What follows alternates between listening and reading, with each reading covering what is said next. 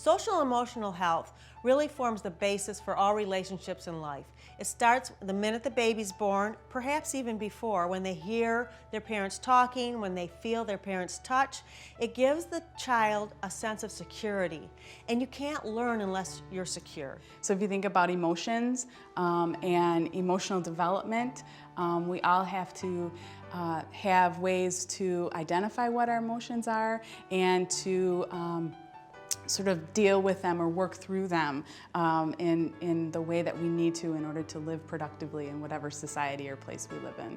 And then the social piece really, again, is about relationship. And so when you put those together, we really need to understand our emotions, and we do that and understand that through a relationship. And so as infants, it really is that first relationship with our primary caregiver, usually our parent, or there's a variety of different caregivers it could be.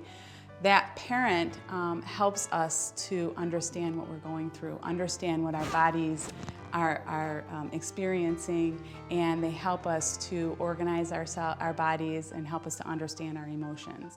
For social emotional health, we want to make sure that children can recognize their feelings, recognize other people's feelings, so we make sure we talk to children in words that are just like, you seem angry, you seem tired, tell me how you feel, how do you think I feel? We also want to make sure they have consistency and routine in their life, because that lays such a comfortable world for them. When they know routines around bedtime, when they know routines around dinner time, when they know what's going to happen in their life, they can relax and learn. Well, I think that we have to, as parents, parents have to provide ongoing, nurturing relationships that are responsive.